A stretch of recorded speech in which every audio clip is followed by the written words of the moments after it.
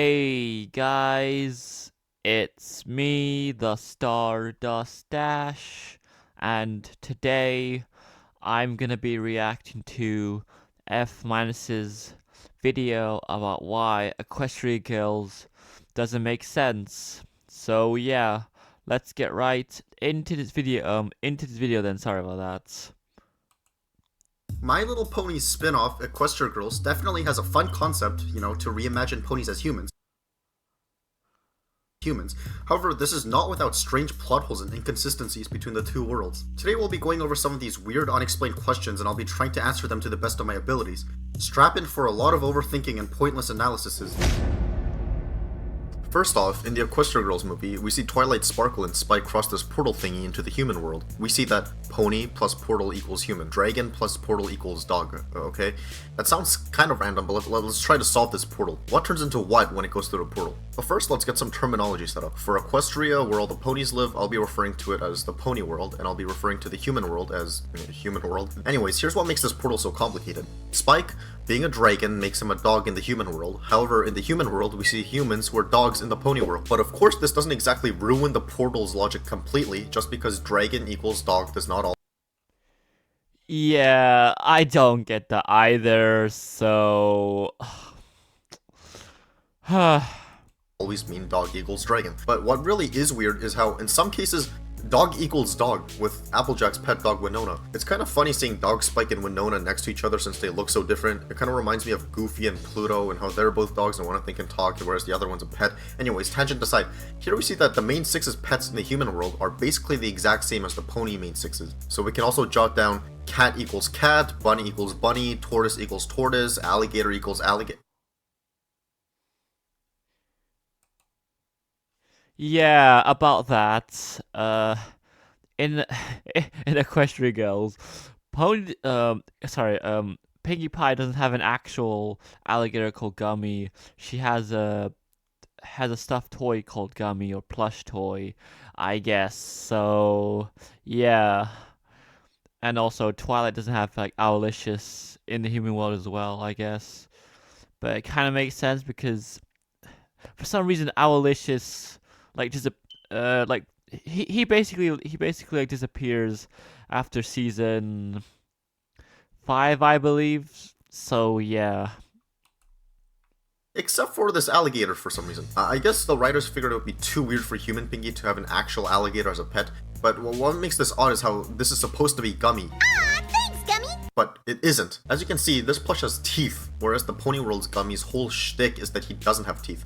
This just means that human Pinky just so happens to have an alligator plush for some reason. This plush may be referred to as, or called Gummy, but there ought to be an actual alligator out there in the human world who actually is Gummy, you know what I mean? Unless we were to think that all alligators turn into plushies in this universe. Anyways, going back to the whole dragon equals dog thing, we are to assume that because Spike, as a dragon, went through the portal and turned into a dog, all dragons who enter the portal must come out as dogs.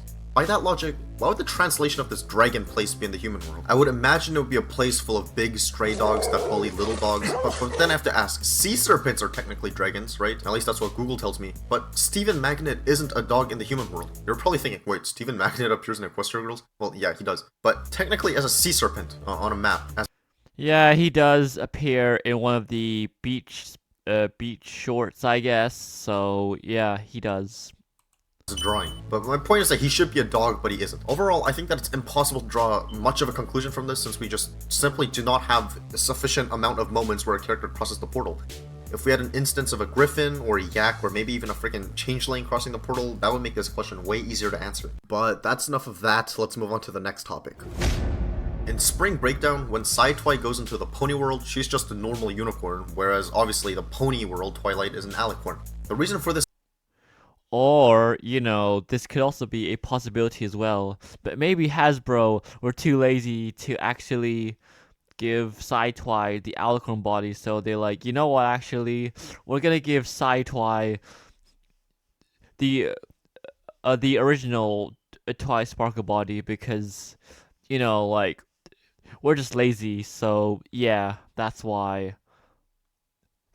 That's what could have happened, but, yeah, but I'm gonna let F minus explain his theory here or something. I don't know. This is because Pony Twilight earned the privilege to become an alicorn, whereas Side Twilight hasn't really gone through the same trials and tribulations to earn the whole alicorn thing. Which begs the question, if Principal Celestia and or Vice Principal Luna went through the portal, would they be alicorns in the Pony world? If so, does it mean that being the principal of a high school is the highest form of authority in the human world, rather than, you know, like being president or something? While we're on the topic of princesses, we all know that Princess Celestia and Luna are over 1,000 years old, whereas Principal Celestia and Luna are probably, let's ballpark and say 40s to 50s, right? Or are we to say that Principal Celestia and Luna actually are over 1,000 years old, but they just look like this? It's really hard to say, but probably not. Which begs the question, how old are these characters?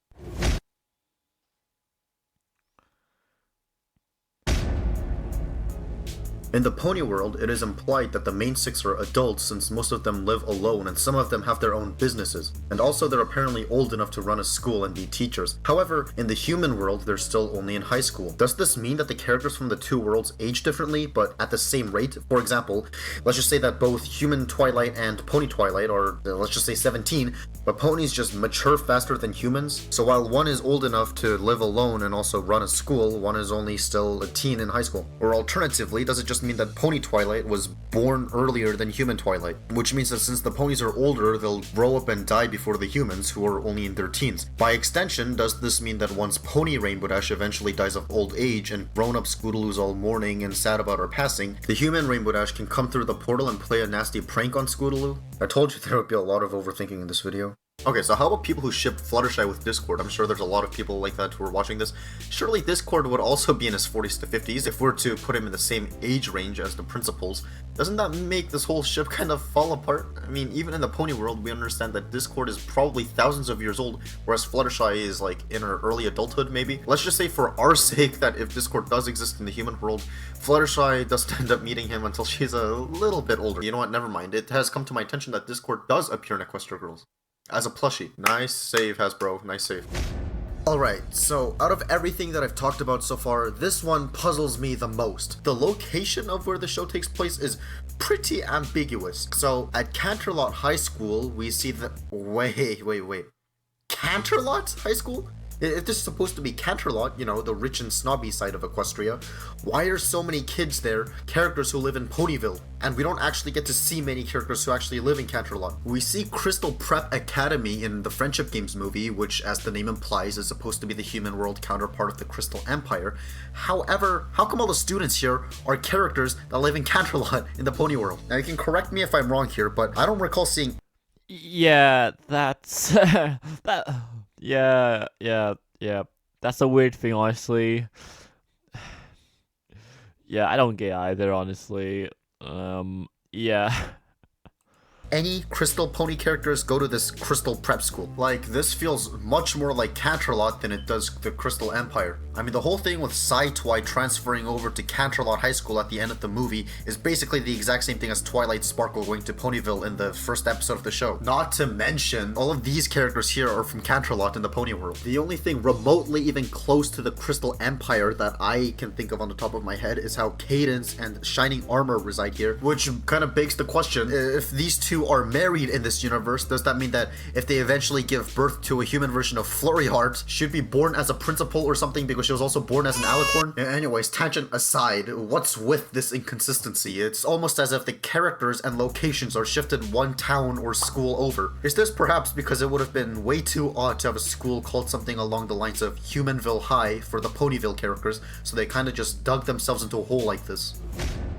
Okay, so here's just a couple more smaller quarrels I have with the series. First of all, I get why all the characters have alien-like skin. They're just colored like their pony counterparts. Mostly, I mean. Shirley's color scheme is... I know where this is going. He's gonna mention Big Mac's skin tone in Equestria Girls. flipped between her hair and skin.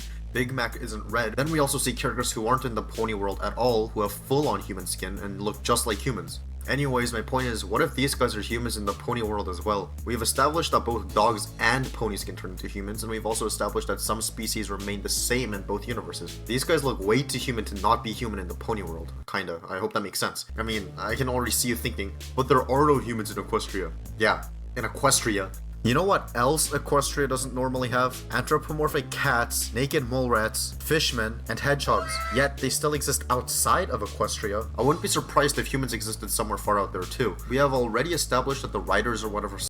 I mean, like, didn't the original My Little Pony, like Generation One show back in like 1986 have humans with ponies? If I recall, yeah. Actually, yeah, they did. Simply did not really care when it came to what character should be in what school, so I really wouldn't put it past it for there to be characters from beyond Equestria that go to this school as well. On the topic of Equestria Girls' exclusive characters, is Principal Cinch an Alicorn? Since the other three principals we know of are Alicorns, does this mean that Cinch is also one? But then we gotta keep this into consideration. Oh, things at CPA have never been better since Principal Cadence took over. Does that mean that she could have been one while she was a principal, but not anymore because she left? I'd like to believe that in the pony world, she's a unicorn with a similar role as Chancellor Naysay, but if that's true, that would mean that being the principal of a school is not what makes you an alicorn, meaning that Principal Celestia and Luna would probably not be alicorn. Wait, so so Chancellor Naysay and Singe are similar?